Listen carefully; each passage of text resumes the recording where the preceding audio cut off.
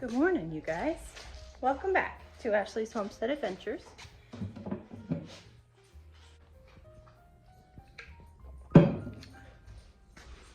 We are headed out to go feed, and as you can see, we have already, well, I baked a loaf of bread this morning, sourdough bread, and we have already had the canner going and it is done. Just 1 second, let me get through here. Good morning, beep beeps. Good morning.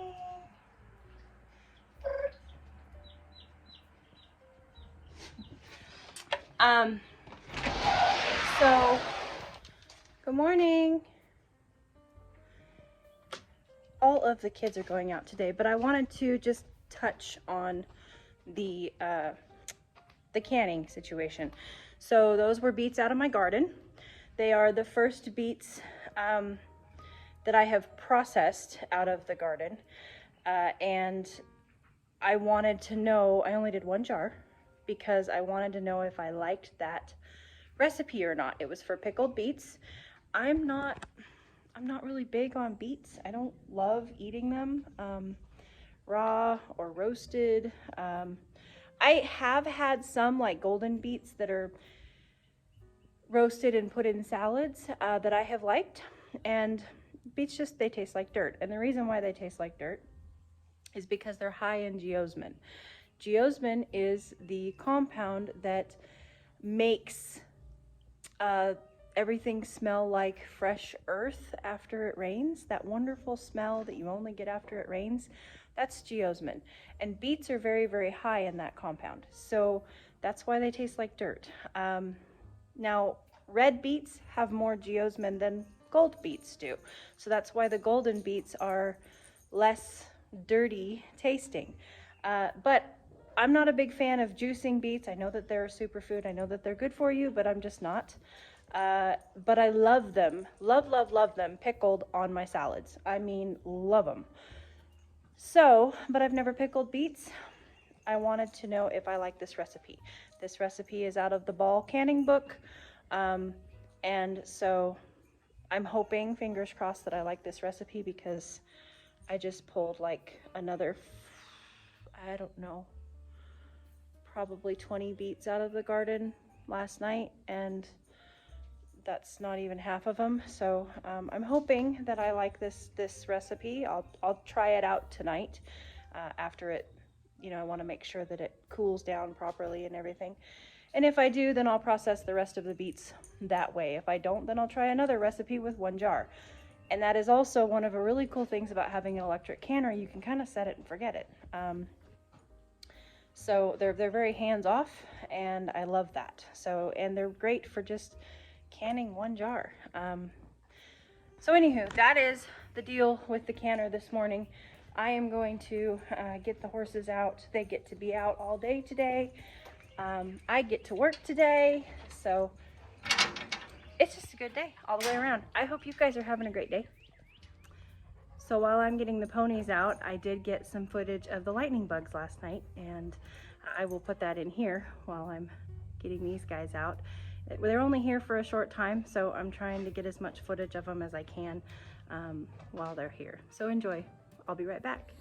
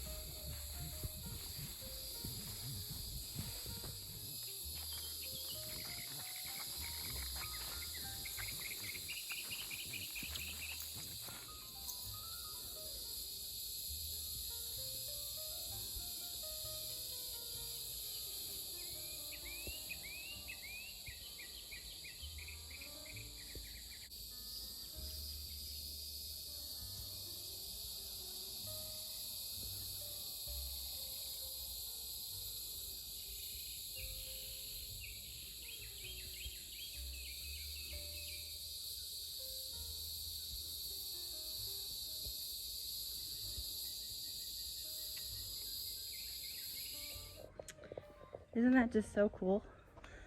I hope that you guys, they don't relay, they're not photogenic, and so it's really hard to get them. I have to kind of adjust the lighting on my camera to help them show up, but it's just, I don't know, it's the neatest thing to me. So all of the kids are out for the morning. Miss Grace is waiting on her grain. I'm coming with it, Grace.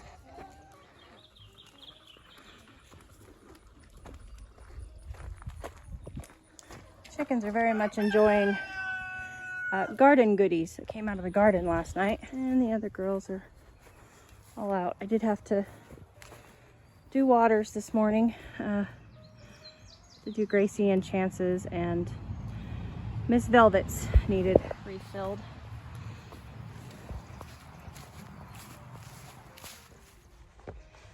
So now it's off to, oh wow, you guys can't see anything that way.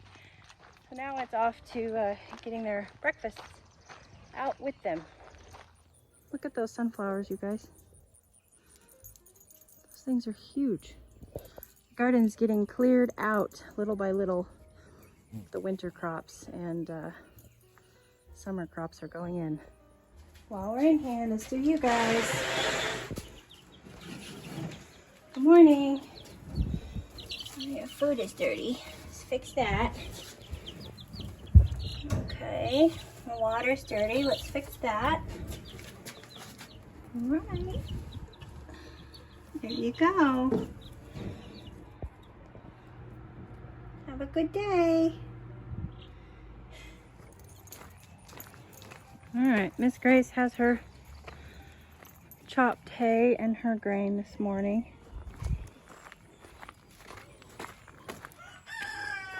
Mr. Chance got a flake of hay. Miss Maggie got a flake of hay and her grain this morning.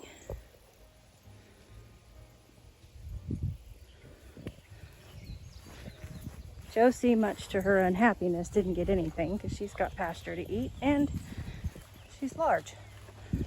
And Miss Velvet got her grain on top of her pasture. So, look at these, you guys. Wanted to show this to you. And also wanted to explain a little something that I don't know if I've explained it or not. So we had a very dear friend cross the Rainbow Bridge. He went to go be with the Lord this January, and man, I haven't never talked about it on camera. Anyway, we've done some things just in memory of him this year. One of the things that I did was everything that I have planted in black and orange, and he was a Oregon State Beavers fan, and their colors are orange and black, so you'll see a lot of marigolds around my farm, and that's why, is because orange flowers are kind of hard to find, and so is black, so hence the black sweet potato vine that you see here and there, and the marigolds and the orange zinnias.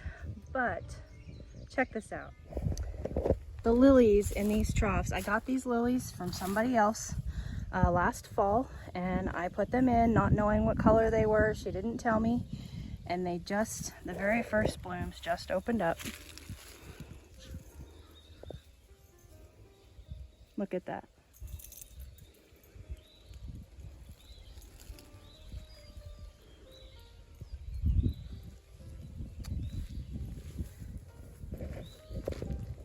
So we now have beautiful orange lilies in our troughs. I see you. And I see you, and we miss you. But we know you're here. So that is okay, you guys. So that just touched me so deeply this morning. Obviously, you can tell. this morning was the first morning that they'd opened up. I've been watching them, wondering, what are you gonna be? I think you might be orange, but they're not like my other orange ones that I have. They're oranger.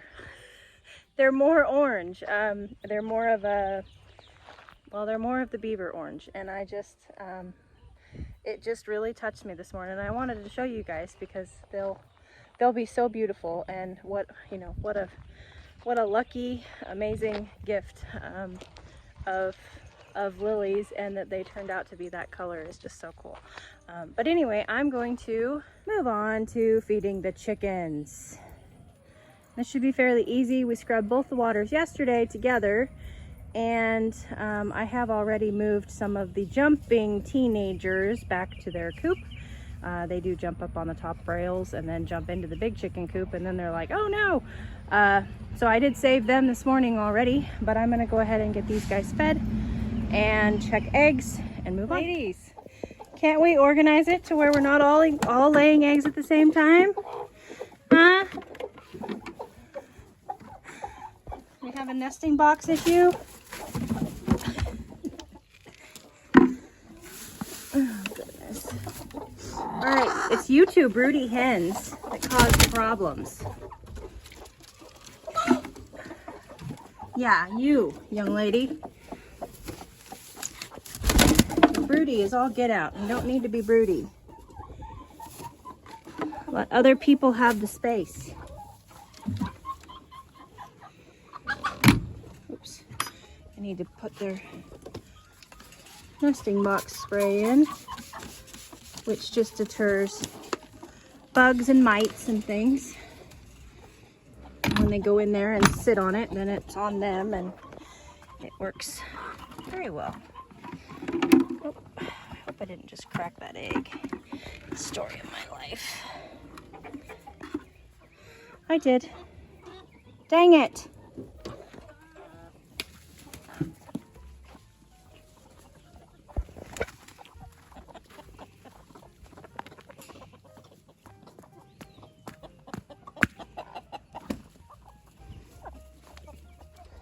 They're all a little discombobulated because I moved everybody, and so our laying isn't great anyway.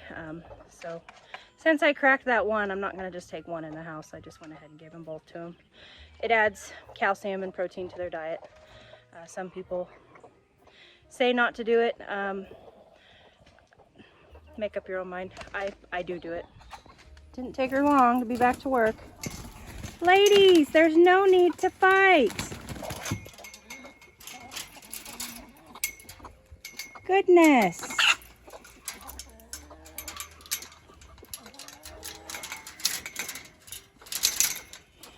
Still very much establishing pecking orders. And unfortunately, my olive egger, Easter egger crew is much smaller than my barred rock crew, so they're on the bottom of the pecking order. And that little hen that was just getting picked on happens to spend a good majority of her time in the nesting box being broody. So therefore she's not out here socializing with the group and getting established with the big flock. So every time she comes out, and this is their third day, every time she comes out she gets schooled of where her place is in the in the hierarchy. So she's always squawking and carrying on. She's a bit of a drama queen, but I'm not here to judge. And on that note, you guys,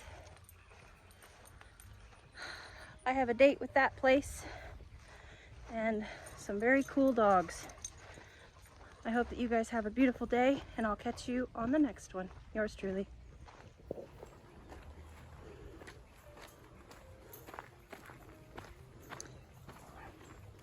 Say goodbye, Grace.